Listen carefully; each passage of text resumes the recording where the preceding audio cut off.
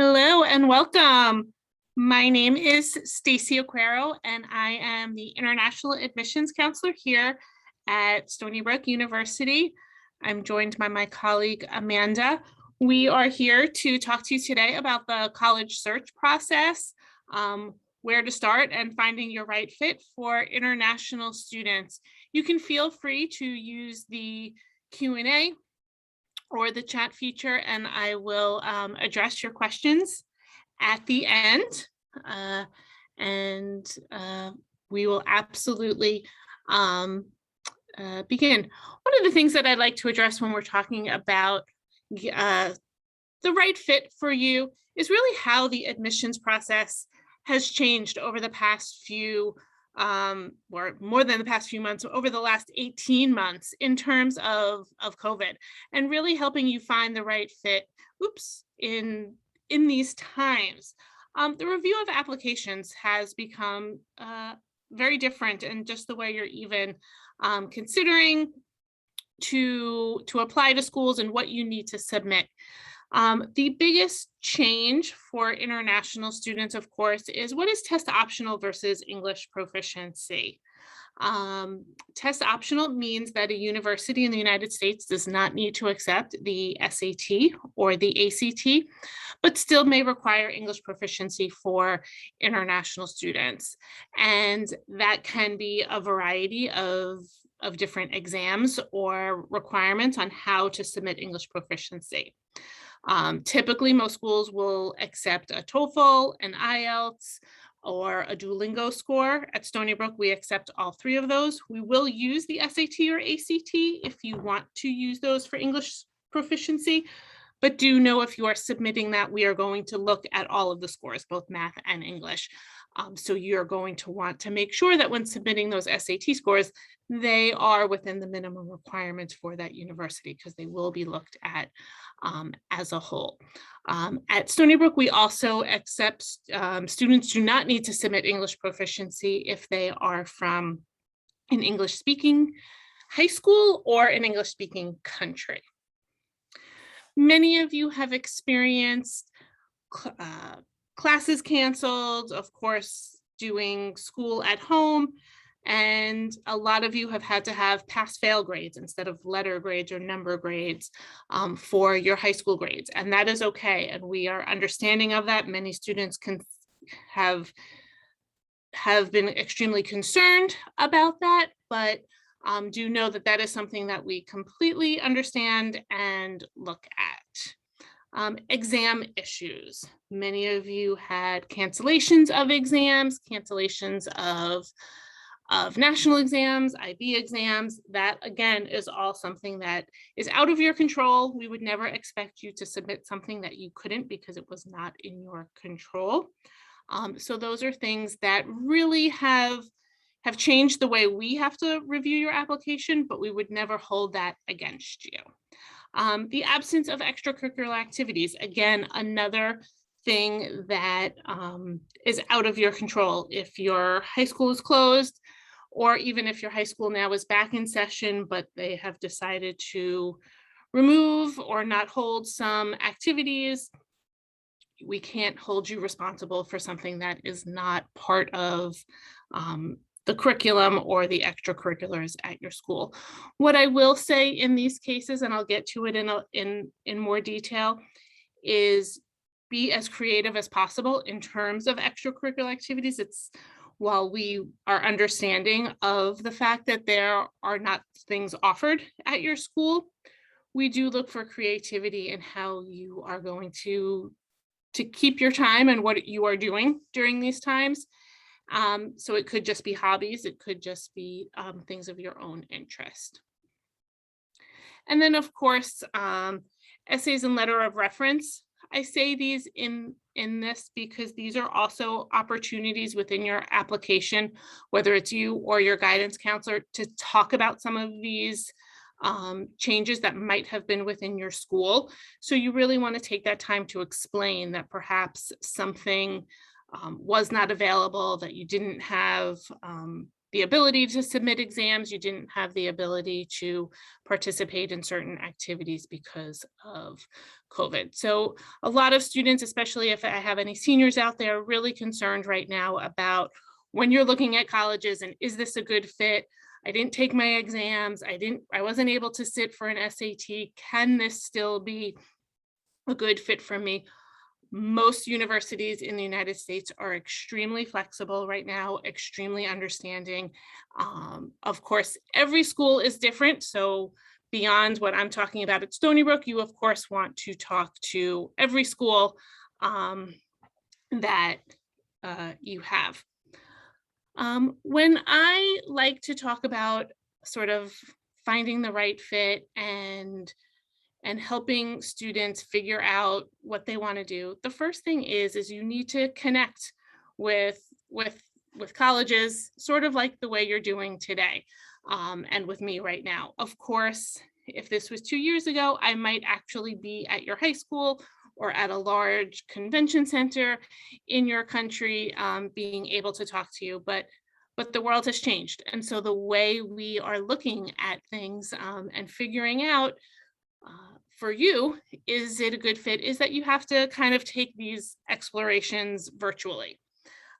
So whether it's a Zoom webinar like we're doing today, or one-on-one Google Meets or Teams or anything like that, the virtual world, as sometimes painful as it is to be on another Zoom call, is where you're going to be at to really connect. So attend programs like this, of course, and get information. So other virtual college fairs, your individual high school might offer them, where a whole bunch of colleges are coming and speaking. In your home countries or region, Education USA is a wonderful resource for you to explore and probably get on their resource list. They are advisors from the United States living in your country, part of typically the State Department or the Embassy of the United States, and really are there to help you prepare for application to the United States, as well as help assist with visas and other issues that you, or not issues, but just other kinds of paperwork in order to apply to the US. So I really, really encourage you to look up your Education USA office in your home country and help do that. And then there are other private organizations, kind of like a NACAC fair like today, or other kinds of larger groups and vendors that will be having fairs, and attend them as much as possible. Universities themselves will have lots of different virtual sessions. So Stony Brook, we have weekly information sessions. We have virtual one-on-one meetings. So you can have a meeting with myself or with another international admissions counselors, virtual interviews. We will have specialty sessions by major, by campus activity, even immigration. We have a lot of things recorded. So just linking from our webpage and on our YouTube page, you will see past recordings of lots of sessions. A lot of schools will have live chat features where if you just have a quick question, you can go on to live chat. I definitely encourage you to join some social media pages of the university. This is also just even sort of pre-COVID. It's great to get a sense of what other students are talking about on campus, what daily happenings are on campus. It really gives you a sense of, do you see yourself at one of those activities that are happening? On this past Saturday, we had a big carnival on campus called Wolfie Land. And if you were to follow some of the social media sites, you could see the games that were happening, and could you see yourself participating in something like that? I really do also encourage you to look at pictures on the website and on other social media sites, as well as other campus videos. Virtual tours. Again, on YouTube, there are tons of student tours that they just sort of walk around campus and say, hey, this is a day in the life. We have a formal campus tour, as well as our residential hall tours on what's known as UVisit. It links directly from our page, but UVisit is a website that you can actually see hundreds of of university campuses and virtual tours. And then really just exploring websites for the university. The biggest thing that you want to do is constantly ask yourself when you are looking at an activity, at a curriculum, is can you picture yourself doing these things, participating in a classroom discussion like this, participating in an activity like this. So as you're looking through that, there's a couple of different approaches that you should take. And the first one is probably to ask yourself, why study in the US? You might have already done so, and which is why you are attending a session like today, or you might still be in the process of questioning, is it something that is still worthwhile? What I can say is studying in the US is still extremely popular for international students. It is still a very welcoming country to international students. At Stony Brook, we are part of the #YouAreWelcomeHere campaign. It's about 100 universities in the United States that started this campaign about 5 years ago, really welcoming international students to campus. That campaign also allows for students to apply directly to Stony Brook and to a scholarship for 50% off tuition. The You Are Welcome Here scholarship is a scholarship that allows students to show their leadership and how they would bring that leadership to Stony Brook, but really embraces the diversity on campus of international students and making sure that we are committed to bringing international students to our campus. So studying in the US, beyond knowing that you are welcome here in the US, brings worldwide recognition. Many employers prefer a US degree. One of the big things that I think is really important when you consider studying in the US is the broad range of US degree offerings. So depending on where you're from throughout the world, you might leave high school and enter directly into sort of a major that's a very specific career field. And you might have had to choose that even in high school, and sort of, you might have taken a commerce track or a math track or a science track. And that, whatever you're in right now, is what you are going to be doing in university in your home country. In the United States, it's not like that at all. There are 4,500 plus universities and colleges in the United States, many offering hundreds of different degree options. And you really have the option to choose anything you want to study. Of course, every program and every school has varying requirements, but just because you studied commerce and business in high school does not mean you have to be a business major when you come to college. You can choose to be a science major, even if you haven't had some of those science classes. And that's really the great option for many international students from some of those curriculums who want to change their mind. The other amazing part about the broad range of degree offerings is you can do many things. You can double major and minor. So you might say, well, I studied commerce, but I want to continue to study business, but I really like art or environmental science, but I'm not sure I want to do a whole major, or I do want a double major. And you can have all of those options. There's also a lot of offerings within the curriculum. So again, in the US, the curriculum is a little different than in most places outside of the US. Your curriculum is going to be not just those major courses that you choose, but a general education curriculum. At Stony Brook, we call it the Stony Brook curriculum. And at Stony Brook, I actually really like, for lack of better adjective, the Stony Brook curriculum, because it's not just a series of classes that you have to take. So general education requirements, like when I went to school, was like you had to take a math class, you had to take a science class, you had to take a writing class. At Stony Brook, we have what's known as objectives. We have about 19 objectives that we feel every student at Stony Brook needs in order to be a successful person after they graduate to be a lifelong learner, and to really be career ready. And so those objectives include writing, but it doesn't mean that you have to take, every writing class. It also means writing in your profession. So you're going to have a writing class in your major. Everyone needs to have some technology skills. So you're going to have these classes that sometimes are within your major, sometimes they're not, but they're also really giving you life skills that you are going to need to be career ready.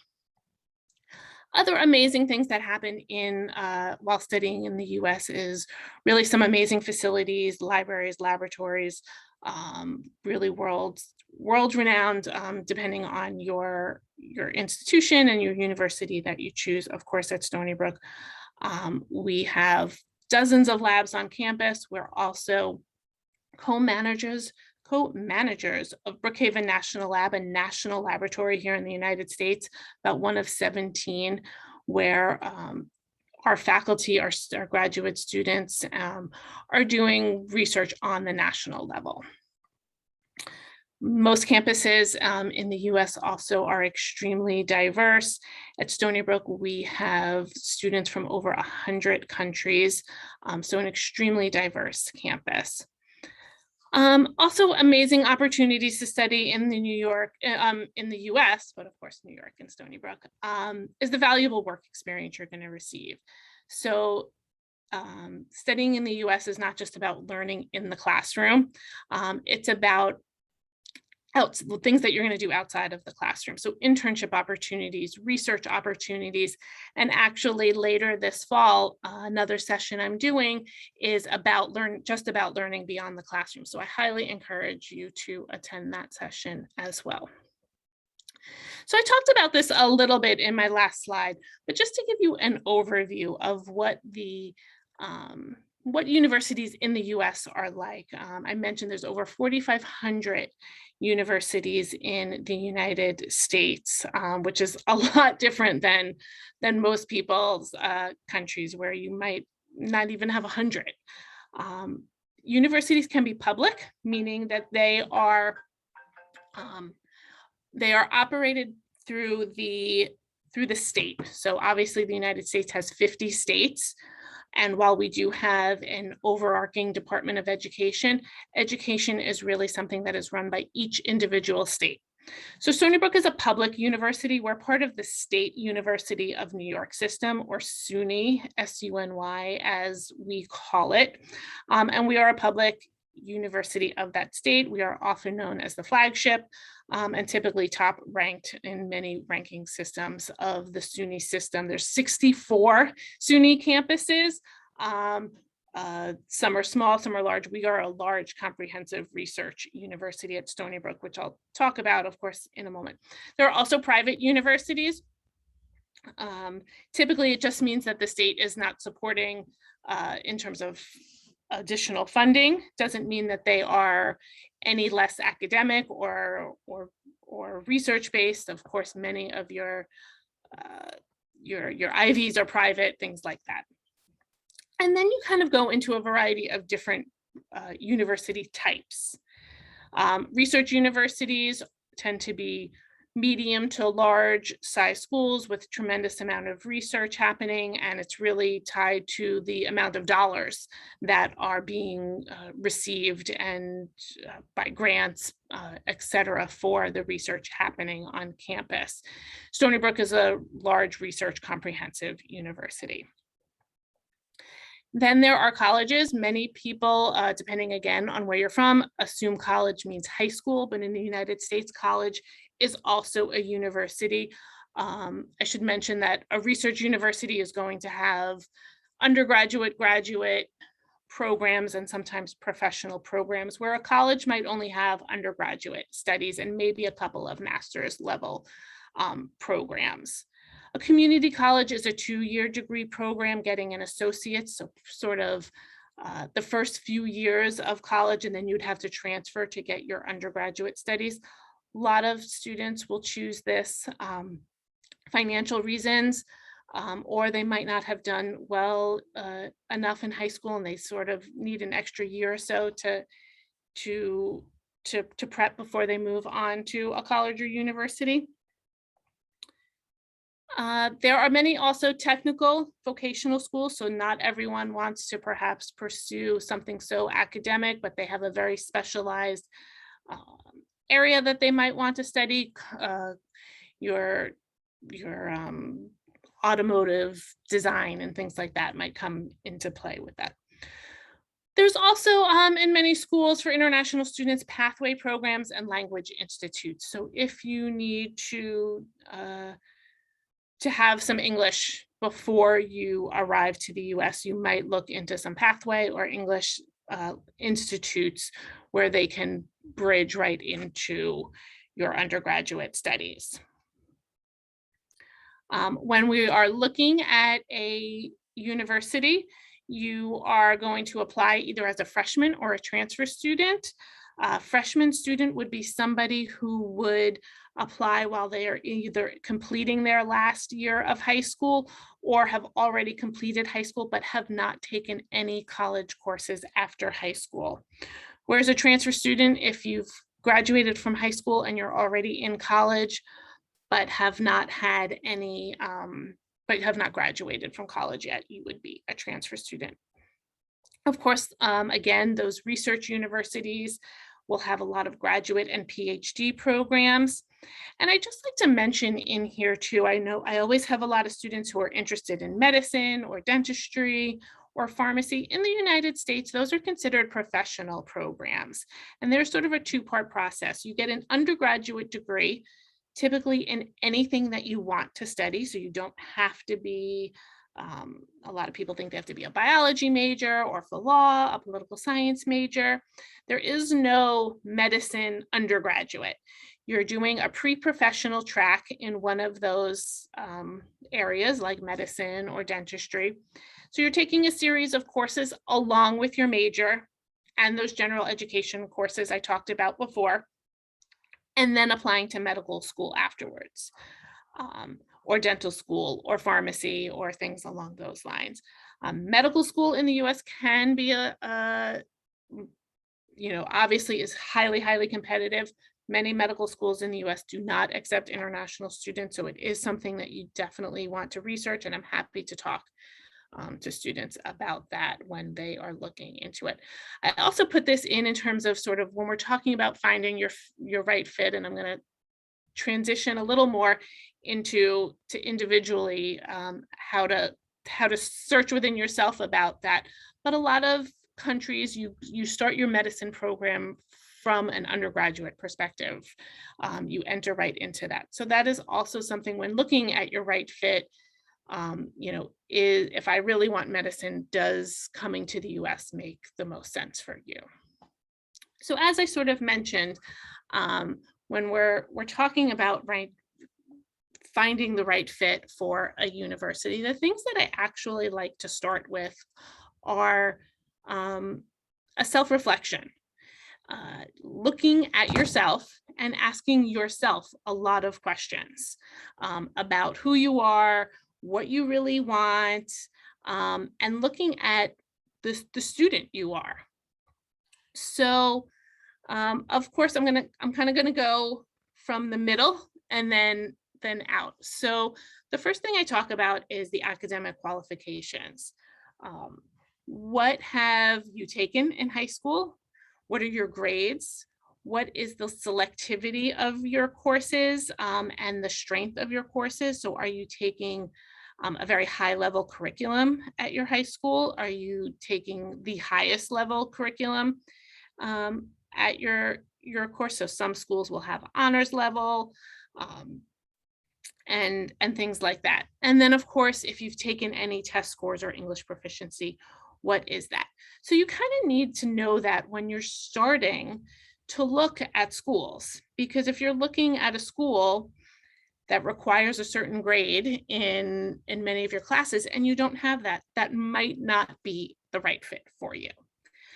So once you're starting to look at admissions pages, those are some of the things that you're going to want to look at. And as you find schools that meet those grades that you have and those English proficiency test scores that you have, you might sign up for more information. You might start to really look at some of those virtual tours or set up meetings and do things along those lines. When you are also doing part of this self-reflection, you're really going to want to look at those involvements that you've had. Again, activities, community service clubs. And we talked before about perhaps the absence of some of that because of COVID. And what I was sort of referring to when I said that we understand that those are out of your control and you might not have had some of those opportunities is really this is your time to reflect on, well, what have you done? So in those 18 months where maybe you were not able to leave your house, or your school wasn't open, or the place that you normally volunteer at wasn't allowing volunteers because it was a health risk. What did you do? Now, we don't expect, you to necessarily have done all of these things, but maybe you coordinated a Zoom meeting to have a little, still meeting with your group of a club, or maybe you even figured out between a couple of neighbors how to donate something or helped a neighbor. All of those things are experiences, and I really urge you to reflect and look within. Of course, many schools still had a lot of opportunities virtually. And I think this is also an amazing way to shine, because you sort of had to reinvent, just like here, I'm talking to you, I had to sort of reinvent the way I meet and greet students because I'm not physically able to be there. You had to reinvent the way you communicated with your peers. And so maybe you did something amazing like that. And maybe you didn't have any of those opportunities. I had a student really struggling last year tell me, he just didn't have any activities. He had planned to do all of these things and then shut down.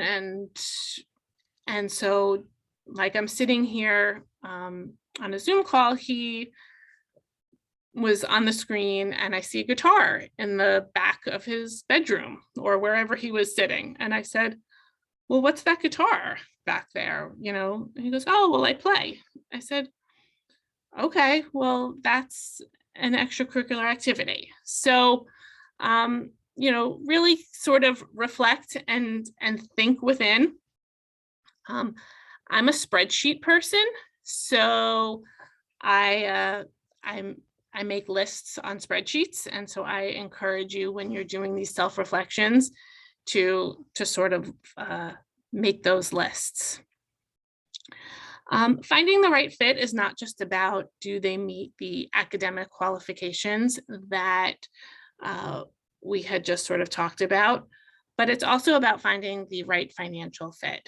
And it's really important to understand what the cost of coming to the United States, to the university is, and what kind of scholarship and funding opportunities there are at the universities that you are applying to, and how, what the chances are.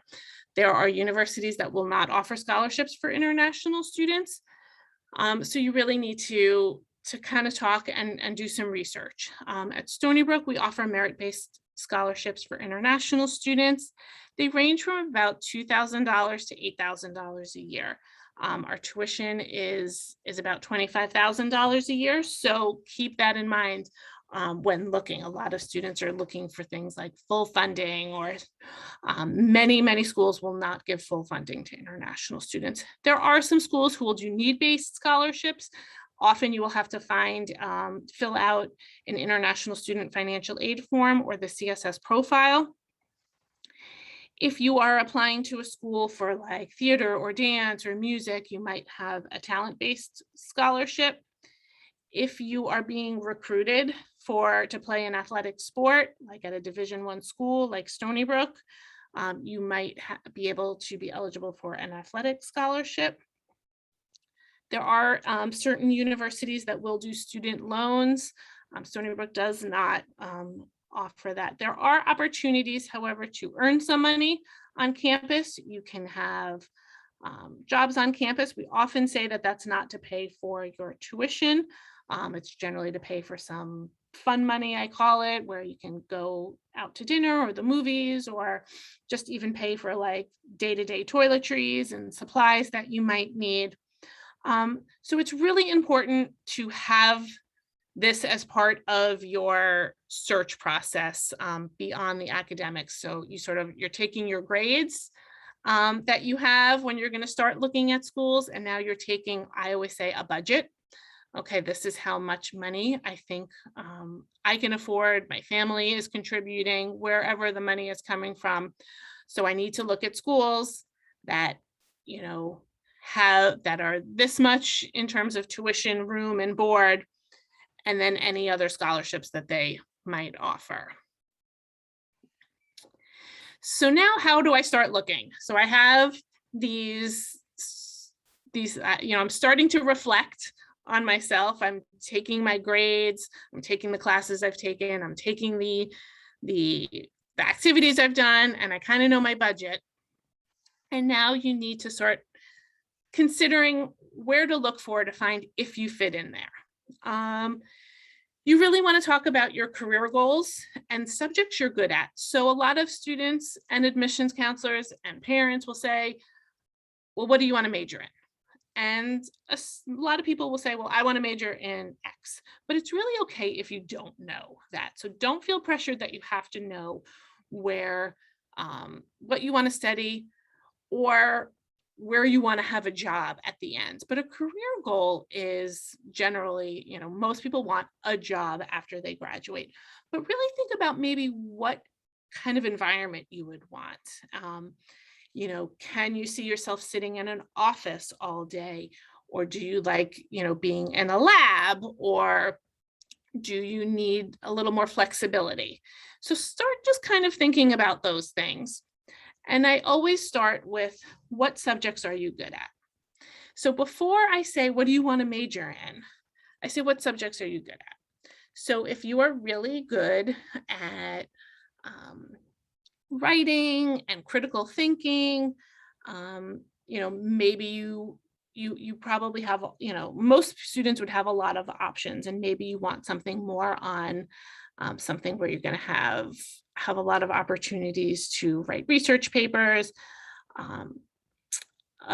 versus if you are really good in your sciences and math.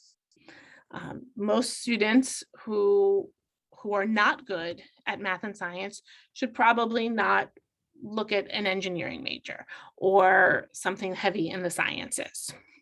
So those are things that you really want to consider when thinking about that. The best part is how I talked about before, is there are so many options at universities, that the other thing that I didn't sort of mention is you can change your mind. So we talked about why coming to the US and having this broad range of academic major offerings is so great, and you can double major and you can change your mind from high school to college. But even while you're here at university, you can actually change your major. So you might study a year of engineering and realize this is not at all what I wanted, and now change your major to environmental science. So there are lots of options for you to do so. So really explore sort of those subjects you like. The other thing I say is if, besides the fact if you're not good at something, but if you don't, you might be really great at it, but you might not enjoy it at all. So if you don't enjoy math at all, no matter how good you are at it, if you are doing something like accounting or data analysis all day long for your job for 30 years, you're not perhaps going to be happy. When you are taking subjects in college that you enjoy, your grades will most likely be better because you actually enjoyed reading about it, doing the work. Whereas if you're taking a class that you don't like at all, you're not going to put the commitment into it. You're not going to want to learn about it. And typically your grades aren't as strong. So now that you kind of have all of these things, you really need to start diving into the international admissions pages at universities, and looking at those academic criteria I talked about, looking at what the finances are, talking directly one-on-one with a counselor to really understand what the criteria is, what the financial aid scholarship situation is, and really reaching out. We also encourage you to reach out to our students. At Stony Brook, we have chat with the student sessions all of the time, and really allows you to talk one-on-one with a student that, ask questions that you might not want to ask me. And as I mentioned before, taking virtual tours, social media pages, really important, because it'll help you see if, at the end of the day, I always say you have to sort of be able to picture yourself spending the next few years on campus.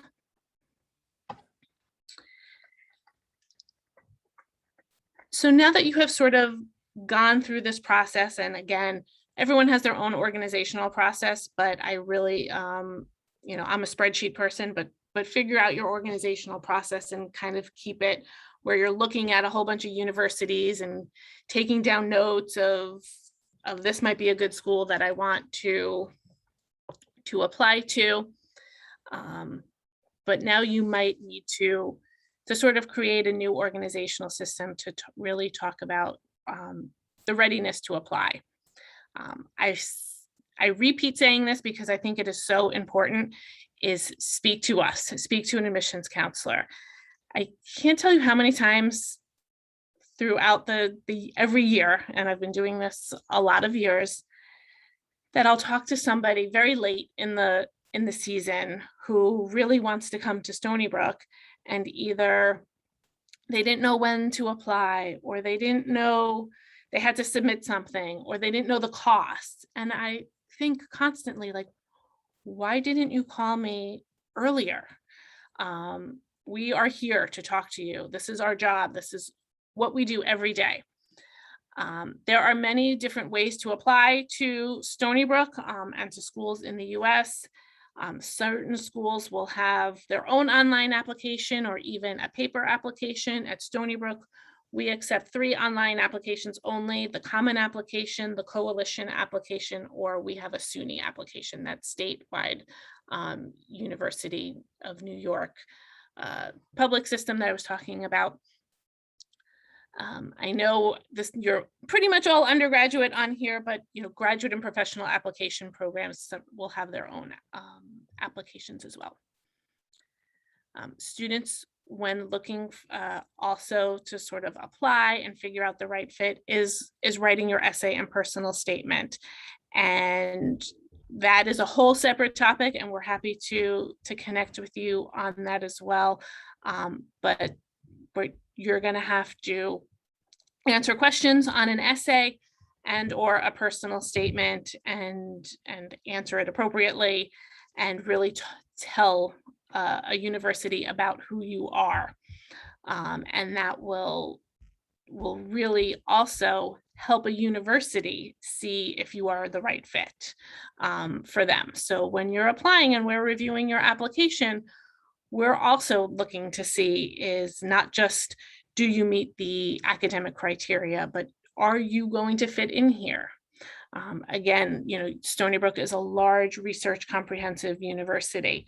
And maybe you applied undecided, but maybe in your essay, you talk all about how you want to be an interior designer. Well, Stony Brook doesn't have interior design. So I might say, like, well, this is not going to be a good fit for you because we don't have what you're interested in. Now, if you talk about how you want to do that for fun, but you really want a career in accounting, then, that's a different situation. So really make sure when you are doing your essay and your personal statement that, of course, you're answering the question, but you are answering it to know that schools are looking to see if you are going to fit into their campus. When applying, you also will need to submit letters of reference in English, as well as, of course, those academic records and English proficiency scores we had talked about earlier. One of the things that I also like to talk about when looking for a right fit is the safety of campuses. Many of you are coming to the United States for the very first time, have never stepped foot in the United States before. You might not know much about where you are heading to. And of course, safety is not only a concern for all of our students here coming from the local areas and from all of the United States, but of course our international students. As I mentioned before, we are part of the You Are Welcome Here campaign, which really encompasses sort of our safety protocol on campus at Stony Brook. International students are welcome on our campus, and we're a very safe campus. We have campus safety, which allows for police and buddy programs, which are escorts to and from different buildings. We have apps within your phone that have GPS. We have access to buildings only by ID. So if you don't, if you need to go to a lab, but you actually aren't enrolled in that class with that lab, you can't get into that building. So really a lot of safety measures. We're at Stony Brook in a very suburban and residential community. We're about an hour from New York City. So we're in a very safe neighborhood. I live actually really close to campus. Many of our faculty and staff live close to campus. So it's an extremely safe neighborhood. One of the things I like to talk about, I mentioned before, it's really okay to be undecided, but a lot of students feel the need when they're kind of doing all of these self-reflections that I talked about is choosing a major. And I like to sort of remind people that if you choose a major, it's okay to unchoose it and choose something else. But it's sort of, again, what subjects do I like to study in school? What subjects do I get good grades in? Are there subjects that you don't do well in, where you struggle? Again, sort of what are those career goals? And consider your dislikes and likes outside of the classroom. I always, I repeat myself because I think it's important to understand that it is okay to change your mind. I know there are probably parents who don't always agree with me on that, but it is okay to change your mind, after your first year or even after your second year. Realize that really when you're going to come to college, you're going to be exposed to a lot of classes that you might not have taken, careers that you might not have even ever heard of. One of the beauties about Stony Brook in particular, being a large research comprehensive university, is some of our healthcare programs. We have a research hospital on campus. We are constantly adding in healthcare programs that are constantly needed in the workforce. Same thing with a lot of some of our research programs, in particular in our marine sciences and our atmospheric sciences. The research that we're doing is in direct reflection of what's happening in our atmosphere right now and in our climate and in our coastal waters. So we are constantly evolving classes and academic programs with all of those changes. I talked about a minor before, so you might not just say that, I want to do that for my career, but I just really like learning about this particular subject. So you can, of course, minor.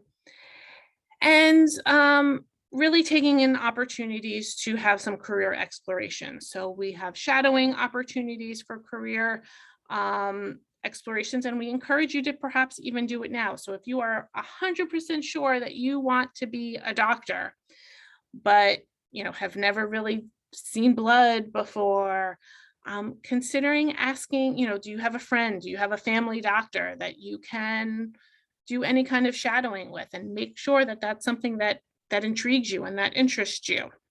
And then there'll be internship opportunities afterwards. So I know we have a whole bunch of questions coming through, and I know I'm probably running out of time. So I'm just gonna, I talked a lot about Stony Brook.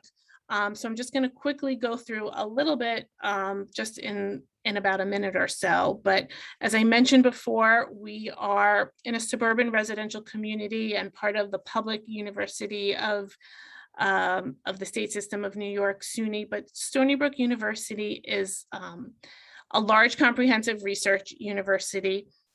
We're located about an hour from New York City. There's a train station on campus that will take you right into New York. We are ranked in the top 1% of universities in the world with over 200 academic programs. Talked about a few of them, like very vaguely, but I'm happy to talk about them more. We have over 26,000 students, over 4,600 international students from over 100 countries. Great job placement rating, which is really something that we're proud of. 95% of our students go on to graduate school or employed at time of graduation. For any of my seniors out there, the application deadline is January 15th. You can apply via the coalition application, the common application, or that SUNY application. And you'll want to have your essay and your transcripts and your letter of reference as well. So I am going to just go through a couple of these questions in the Q&A, and then I think there might even be some in, I'll double check the chat as well in case there's any in there. But I have a question about if your GPA was negatively impacted during COVID, is this an indication that my application would not be accepted? So typically we look for what we call sort of upward trends. So where you are, where you might have had some lower grades in the past few years, you've sort of increased that. Now, COVID, of course, is the outlier. Students' grades were definitely, many students were negatively impacted during COVID. So this is where I encourage students, counselors, anyone who can write on your behalf of sort of what the situation was. Now, you don't just say the situation was COVID, but what happened in that, were you having internet connectivity issues because of COVID? Was there, materials that you had to take this national exam, but you didn't cover these materials because of COVID. So there are sections in the common application that are asked for like any additional information. This is where you're going to want to explain all of that kind of stuff. Most schools, including Stony Brook, have been really flexible about understanding all of these impacts that have occurred to students, and obviously trying not to hurt students' opportunities. So really, but we would look at that on a one-on-one basis. You can, of course, also, definitely talk to me. So I see, how do we send supplemental information like recommendations, SAT scores, etc. So if you're filling out the common application, your transcripts, your letters of reference can all come directly with the common application. You set up an account, you normally email your counselor and your teacher, and they send it through the system. Or your school can also email us directly, or of course mail it, but we are accepting it via email. For SAT scores or any English proficiency scores, again, we are SAT optional, but if you do want to send the SAT scores in, you will have that sent directly from the testing agency to Stony Brook. I see, how many recommendation letters can we send? We only require one. Of course, you're welcome to send more, but we don't honestly encourage sending like 10. If you want to send 2 or 3, of course, that's fine. We do at Stony Brook have some honors programs, and they will require some additional essays and letters of reference as well. So if you are applying to any of those, do make sure you are submitting all of that. And then I have a question about what is the minimum SAT score that is acceptable. It will really vary on your major. So I am happy to discuss one-on-one with you. Our typical median, what we call our middle 50%, is typically in the mid 1200s. For an SAT score, some of our majors will have very specific minimum requirements, in particular engineering, computer science. You're looking at, like 700 math, 1330 and above on an SAT. If you're just submitting English proficiency, like our TOEFL is an 80, Duolingo 105, and IELTS 6.5. Then a question, does a Lebanese high school graduate need to do a freshman year? Yes, so anyone who has completed high school but has not taken any college would apply as a freshman student. If you've taken any college after high school, we know some students have college credits while in high school, but anyone who has taken college after high school would apply as a transfer student. And then my last question here, what type of scholarship does a straight 4.0 GPA provide? So we haven't been, each year the university officials will give scholarship sort of criteria later in the year. As I mentioned before, our scholarships typically in the past have ranged from about $2,000 a year to $8,000 a year. Having that 4.0 doesn't mean that you get that highest amount. It can vary on a couple of other things. We probably have that criteria later in the winter. And we also do offer the You Are Welcome Here scholarship, which is a 50% off tuition scholarship. You can combine those two scholarships as well if given the You Are Here Welcome scholarship. And that scholarship, again, is based on your leadership. You actually submit an essay or a video on your leadership and how you would bring that to Stony Brook. And that is something you apply to after you've applied to Stony Brook.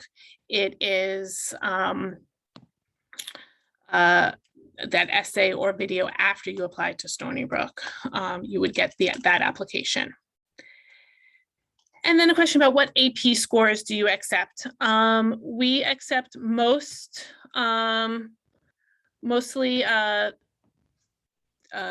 all varying subjects with 3, 4, or 5. Some subjects only a 4 or 5.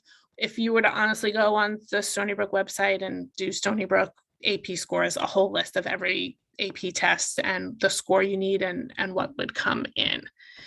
So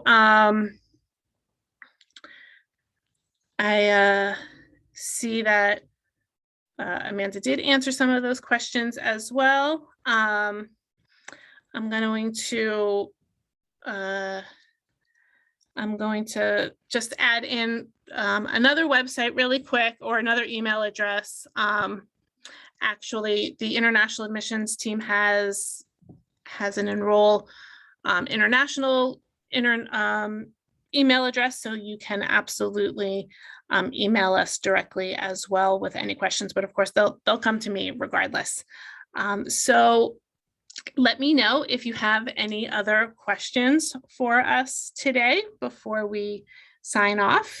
If not, I want to thank you so much for spending a little bit of time with us today, whether it's morning, evening, or night, no matter where you're from.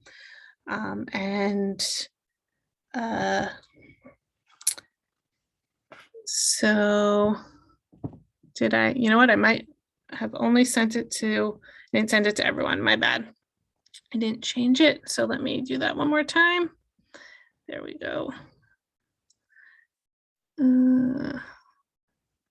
Oops. There we go. There we go. So it's enrollintl@stonybrook.edu. So now, regardless though, they all come to us as well. And you can just send that email directly to you, to the Enroll INTL, and I cover that email box. So definitely feel free to reach out. Like I said, schedule a one-on-one appointment with us from our webpage. Attend our sessions. International Admissions will be hosting a session at each of the NACACs throughout the fall on different topics. So I definitely encourage you to come back as well. You are very welcome. So if there are no other questions, I'll thank you again for attending and have a wonderful day.